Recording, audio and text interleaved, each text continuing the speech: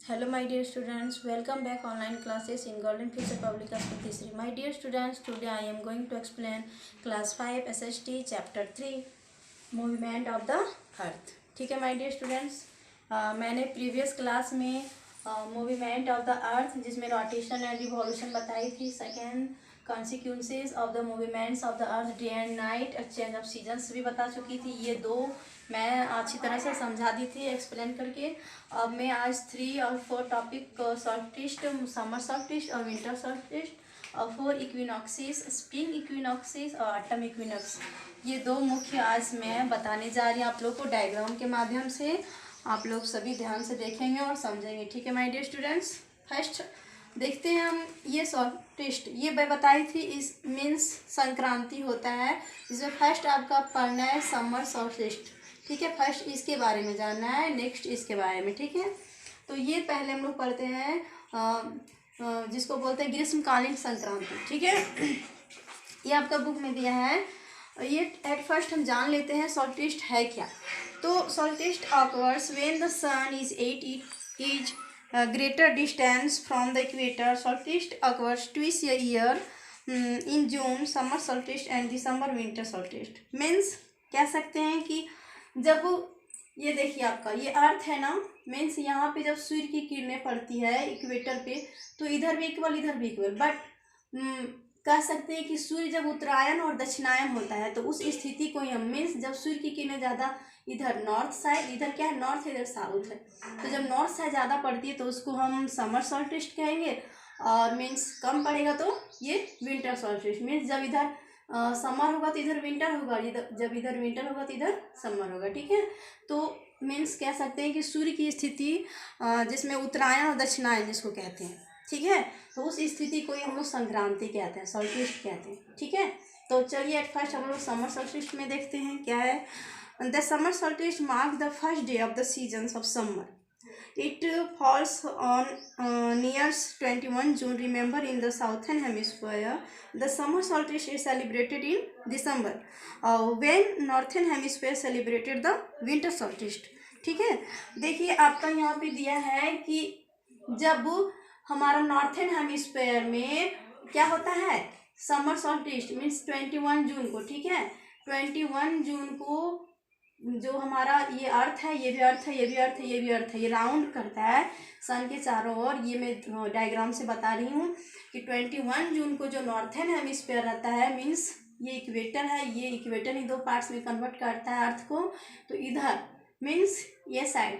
ठीक है, 21 जून को समर सॉल्स्टिस होता है, अर्थात ट्रॉपिक ऑफ कैंसर। ये देखिए, ठीक है, यहाँ पर सीधे सूर्य की किरणें सीधे पड़ती है, इसी के कारण नॉर्थन हेमिस्फीयर में ज़्यादा करके क्या होती है गर्मी होती है, और इस टाइम को ही हम लोग बोलते हैं समर सॉल्स्टिस। ठीक है, मीन्स ग्रीष्मकालीन संक्रांति, जो 21 जून को सबसे बड़ा दिन होता है।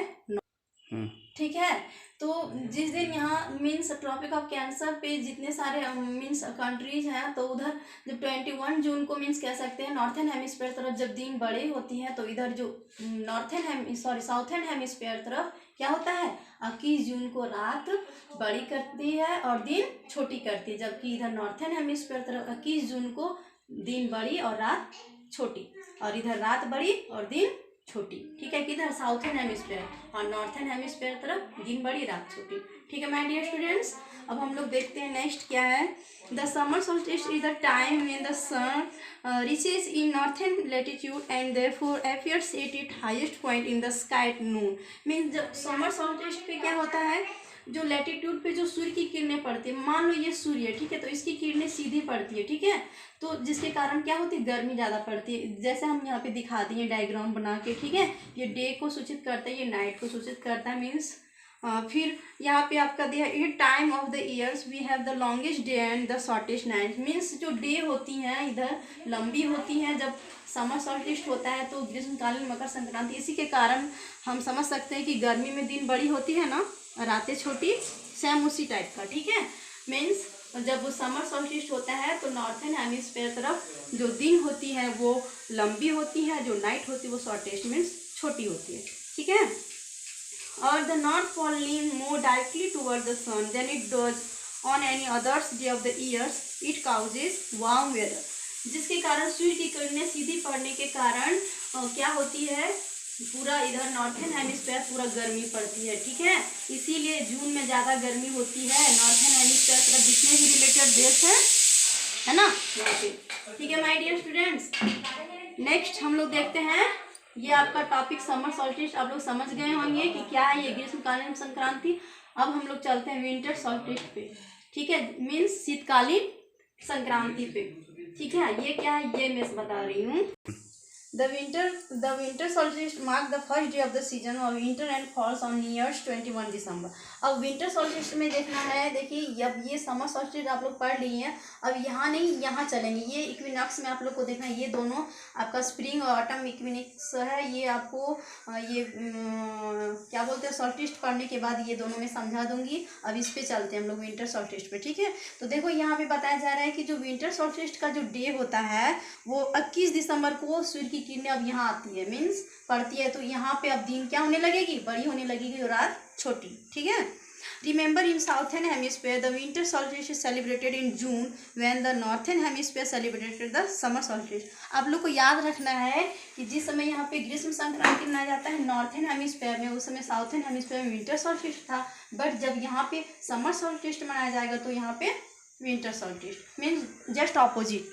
ठीक है, मीन जिस समय यहाँ पे दिन यहाँ पे ग्रीष्मकालीन संक्रांति मनाई जाएगी उस समय यहाँ पे शीतकालीन संक्रांति, और जिस समय यहाँ शीतकालीन संक्रांति मनाई जाएगी उस समय यहाँ पे ग्रीष्मकालीन संक्रांति। ठीक है my dear students, the winter solstice is the time in December when the sun reaches is southernmost latitudes and therefore appears at its lowest point in the sky at noon.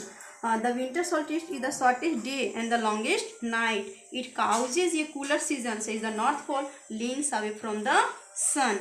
अब देखना है आप लोग को, ये देखिए ये tropic of cancer था। नेक्स्ट ये 23.5 डिग्री नॉर्थ पे है, उसी तरह 23.5 डिग्री साउथ पे आपका ट्रॉपिक ऑफ कैप्रिकॉर्न है।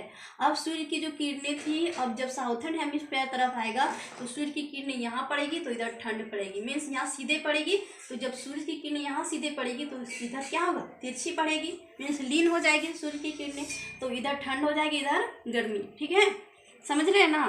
ठीक है, तो अब यहाँ पे जब गर्मी हो जाएगी तो इधर ठंड होगी, तो इधर दिन क्या होने लगेगी, बड़ी, और इधर रातें छोटी। ठीक है, और इधर जब रात बड़ी तो इधर दिन छोटी। ठीक है, मीन्स जस्ट ऑपोजिट। ठीक है, the winter solstice the time in December when the sun reaches the southernmost latitude, means जब यहाँ पे ये लैटिट्यूड ही है आपका, ये क्या बोलते हैं ट्रॉपिक ऑफ कैप्रिकॉर्न, और ये आपका अंटार्कटिक सर्कल है, ये भी अंटार्कटिक सर्कल, ये 66.5 डिग्री नॉर्थ है, ये 66.5 डिग्री साउथ है। ठीक है माय डियर स्टूडेंट्स, जब ट्रॉपिक ऑफ कैप्रिकॉर्न पे जब पड़ती है ये सूर्य की किरणें तो इधर यहाँ पे ग्रीष्मकालीन होगी और इधर शीतकालीन, और जब यहाँ पे सूर्य की किरणें पड़ेगी तो इधर हो जाएगी ग्रीष्मकालीन, इधर शीतकालीन, मीन्स सूर्य की किरणें लीन हो जाएगी तो उधर ठंड और जिधर सीधी पड़ेगी उधर गर्मी। अब हम लोग चलते हैं इक्विनॉक्सेस पे। ठीक है, इक्विनॉक्सेस को समझने के लिए एट फर्स्ट हम लोग को देखना पड़ेगा स्प्रिंग इक्विनॉक्स। एट फर्स्ट हम लोग देख लेते हैं इक्विनॉक्सेस है क्या। ठीक है, the word equinoxes come from 2 Latin words meaning equal and nights, means equinox का जो मीनिंग है ना, इसका मीनिंग जो है वो आपका दिया है, ये लैटिन वर्ड है। इक्विनॉक्सेस से लैटिन वर्ड में ये जापान में ज़्यादा करके यूज होता है, ये वर्ड लैटिन वहीं पे ज़्यादा करके बोला जाता है, जापानीज वर्ड है। तो ये जो इक्विनॉक्सेस है इस मीन्स इसका अर्थ होता है इक्वल नाइट्स, मीन्स बराबर।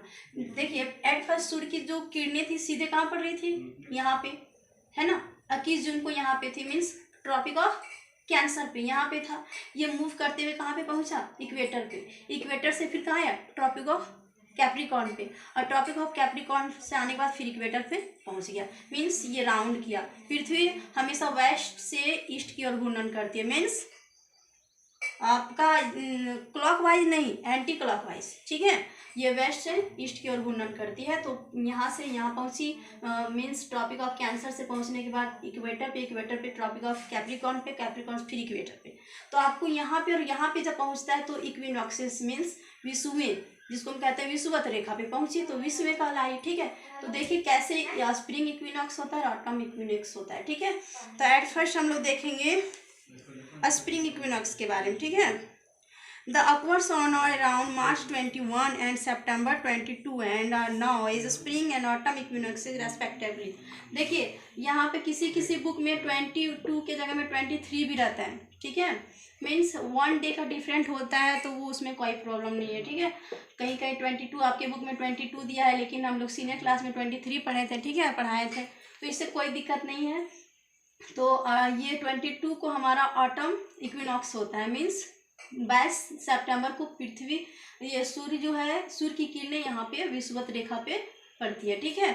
तो उस दिन क्या होती है ये देखना है। And now is a spring and autumn equinox respectively. Remember around the day of equinox the length of the day is a little over 24 hours and length of the night is a little under 20 hours because the sun is not a point in the sky and because the sunlight bends it is the comes to the earth. The popular belief is that day and night are of equal length of each equinox.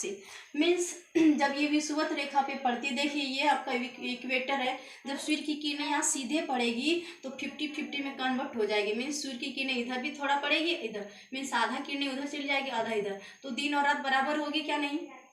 By the way यहाँ पे torch का ही light मारता है ऐसे करके, तो आधा फॉक्सिंग इधर होगा, इधर आधा फॉक्सिंग इधर होगा, ठीक है। तो जब इक्वेटर पे पहुंचती है तो इसी को हम लोग इक्विनॉक्सिस बोलते हैं। सूर्य की किरणें यहाँ पड़ती है तो इधर भी दिन रात बराबर, इधर भी दिन रात बराबर, मीन्स डे नाइट इक्वल हो जाता है, ठीक है। तो एक साइड स्प्रिंग इक्विनॉक्स, एक साइड ऑटम इक्विनॉक्स, ठीक है।